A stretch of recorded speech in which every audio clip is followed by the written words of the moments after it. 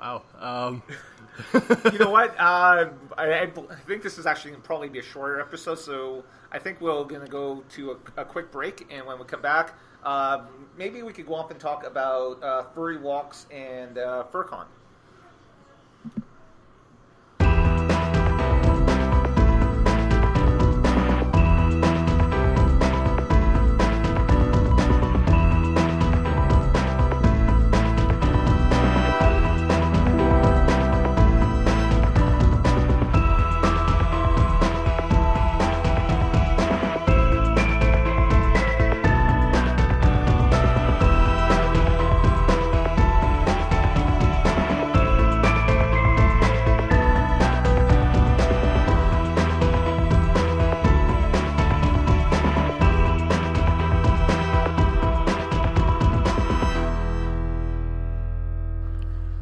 Back to the Capt Fizz and Masked show. We're going to talk a lot more about what you guys actually do for your events, your fur walks, and of course I don't have the paper in front of me. Okay, so I mean, maybe kind of explain what is a fur walk. A fur walk is, as the name suggests, taking furries out for a walk. And it could be with a specific destination in mind, or it could be just as some people have noted in the neighborhood, simple walk to 7-Eleven to go get munchies and Slurpees, so, but when we say fur walk, typically we'll actually make an event out of it. We'll say, okay, on this day, we're going to go to the Forks, and we'll classify that as a fur walk. We'll set a meeting place. Everyone who has suits will suit up by the car. Everyone else will put on their partials, ears and tails, and basically just walk into where the public is. And that's where the magic happens. That's where you see the kids running up to those big, fluffy, brightly colored creatures like a teddy bear come to life. You see the adults, some of them with the quizzical what kind of look, and others with, oh my God, I want to take a picture. So it's really quite magical to see when they see you coming down the road, and they're just, the excitement grows, and sometimes we can't even make it to where we're going to go. We try to head for that center skating rink area at the Forks there, and we might make it there after an hour, just because we're swamped constantly. Can't take 5 steps before someone wants a picture with you. So that's a typical fur walk.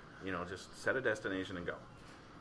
I suppose for people who aren't aware, it'd be kind of like a whole, all the NHL mascots all showing up at once, I guess. In a way, yeah. Yeah, a lot of people will ask, is there a mascot show here? Is there mascot games or something? And we're like, no. What's going on? Just up for a walk. Yeah, that's definitely great to hear. There's a lot of groups out there who, they organize, they do different things, but they don't go into the public as much as what you guys are, clearly doing, which is what makes you guys a lot better than most. More front and center, more friendly, getting rid of the stigma and everything else. Yeah. Embracing it, That's the goal. Like I said earlier, putting our best paw forward into the public eye where people can see us, ask questions. I think you have one of our cards, I think you mentioned. In my pocket, somewhere. Those cards is, we actually have those. A lot of our members will have them. And it just has basic information of how people can contact us, whether it be Twitter, Facebook, if they have questions or they just want to, hear more or see more about what we do. Right. Okay. So I guess another question is, the FurCons. Now I know that. As we brought up earlier, the first time that I saw any furries here in Winnipeg was at the Central Canada Comic Convention, commonly known here in Manitoba as C4. Mm-hmm. But is there a goal for you guys to have your own FurCon? Oh, that the idea has been tossed around a lot. For years, it's been talked about. It's been kind of a dream, but as anyone involved with cons knows, that it's a lot of work. It's a lot of sleepless nights. It's a lot of footwork. And getting it going is not just, hey, let's do that this summer. It's, okay, let's see if we can make this happen in a few years type of thing. It's not just, Wild Prey Furs, when we created the group, we created it in the mindset that, yeah, we're going to work towards this goal. And a name like Wild Prairie Furs is like a brand name. So we have the banner, both metaphorically and the physical banner, that all of our events are done under. And if that gets out, it becomes a brand name, right? And it can brand a con. There's many different names, but basically something like the Wild Prairie Fur Con. It represents the prairies, it's wild. You'll find a lot of fur con names are very tongue-in-cheek, or just, like there's Vancouver. There's Furray in Edmonton. There's Anthrocon, which is a play on the anthropomorphic. That's the largest con in the world, like the furry con. It's in Pittsburgh. Have you? And Philadelphia, Pittsburgh. They both start with P. Never been there. Oh yeah, but have you been to any fur cons? I went to my first con last May. Looking forward to going again. That's Furray in Edmonton. Okay. It's actually a very small con. It's relatively new. Last year, I think there was an attendance of around the 400 mark. That's still impressive. It is, considering the year before it was like 250. Yeah. So it's a growing thing. Much like Comic-Con, like you mentioned before, not even 10 years ago was a tiny little one-room event. Now it's over 40,000 attendance. Much like other events they throw on, like HorrorCon and pop culture that's coming up. Yeah, you betcha. Yeah, Conrad the T-Rex was at HorrorCon. Tell us about Conrad the T-Rex. Conrad the T-Rex it's a Halloween costume that has become a viral sensation. As like all over the world, people are taking these videos, but a few people saw Conrad sledding at Assiniboine Park recently and going roller skating at a fundraiser. Next thing you know, all of a sudden I'm getting tweets, emails, Facebook messages from various media outlets, everything from the Metro, CBC, CTV, charities, that want a piece of Conrad, and I'm like, okay.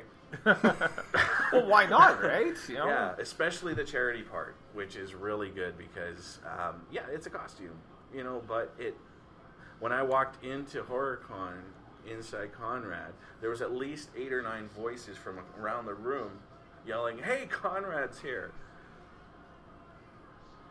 Really? I was like, okay, great. People know my name. That's great, so that's it, but it's a Halloween costume.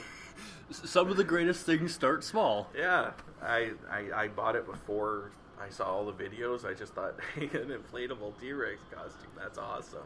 Yeah, because I think I've seen a couple of ones from online, like one doing like parkour, another one shoveling snow, and one doing ice skating and falling down. So. Yeah, the trampoline one is one of the more recent ones, and But in a way, you can use someone like Conrad as an example of a transformation into like a fursona.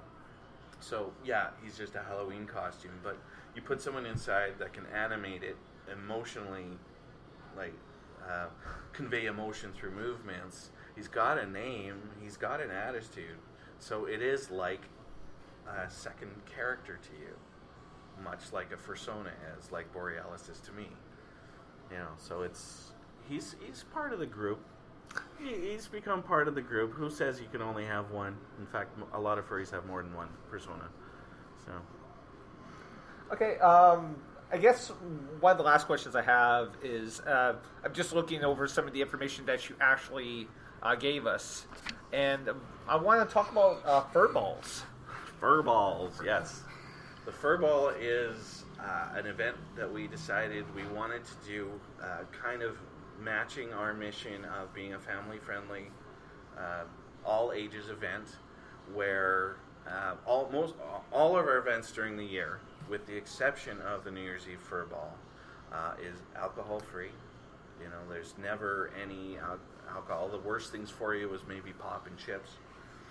So, but the fur ball being a New Year's Eve party, there's a cash bar at the location where we do it.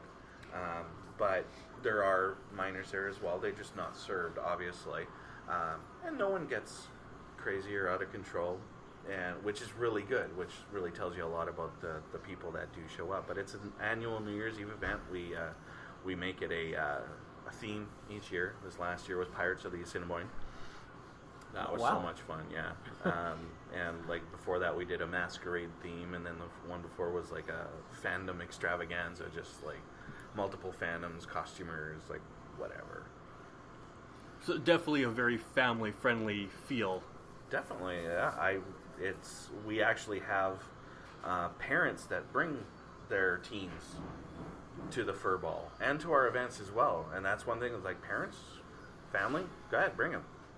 Like any of our events, yeah, they want to come and hang out. Sure, got no problem with it. Wow. I see here you guys like obviously involved with Comic-Con, but also you say the Pride Parade as well. How long have you been involved with both of them? Well, we've done the Pride Parade twice. We just walked with the parade with our banner in front, carrying lots of water because it gets hot in those suits, that's for sure. And because a lot of furries you'll find are of various parts of like the LGBTQ community. Okay. And so it's natural for us to want to show support and solidarity. And Comic-Con as well. I believe we've actually had tables at 3 Comic-Cons, I believe, and also the spring show, or sorry, one of the summer shows last year as well. Yeah. How do you guys actually deal with the heat in those costumes? Because I can imagine how bad that could be. Well, the heat in, like, for mine, it's not as bad because it's just a head. I got the gloves and the tail, so it's not as bad for me. But in those full suits, there's a lot of different people will actually include cooling systems, anything from simple computer fans in the muzzle, just drawing fresh air in. Some people make really elaborate cool suits, something like a vest with cold packs in it, just to kind of keep the ambient temperature down. But one of the things we always emphasize is safety. So anyone in a suit, or myself, if I'm just wandering along, like, visibility's bad. So we'll have a handler with us, someone that could be by our side, make sure we're not about to trip over some 5-year-old that came in under our vision, which they do constantly. Kids have no sense of depth, I guess.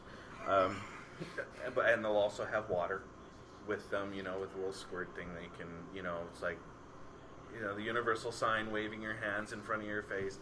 The handler will come and, administer water.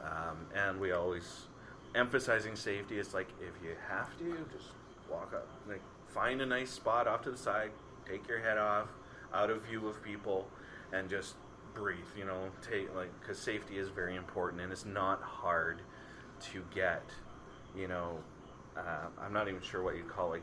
Dehydration is one thing, but just heat stroke, perhaps? Furries can pass out in their costumes, and like a type of heat stroke, yeah, I guess you could say. Just a type of exhaustion. So we're always watching for signs. We want to keep it safe. I know you guys are very adamant on helping animals. Do you actually own animals yourself? Yeah, Kat and I have a dog and 3 rats. Yeah, I've always been an animal person. I've always had like rats and dogs and cats, and a lot of furries do have the little critters running around. Yeah. It's always a good thing. I'm an animal owner myself, so it's an important thing to me. Yeah. I got a little fuzz face. So, I guess just in closing, basically tell people how they can get a hold of you guys, learn more, things like that. Sure, yeah. We're actually on Facebook, Twitter, and also we do have a web page. So the Facebook is kind of our primary contact. Like, it's the one that's most active. You can actually see most of what's going on. And you can actually just do a search in Facebook for Wild Prairie Furs, the group. But it's also like facebook.com/WPFurs. That's the actual URL. On Twitter, we're at Wild Prairie Furs. one word, or wildprairiefurs.com.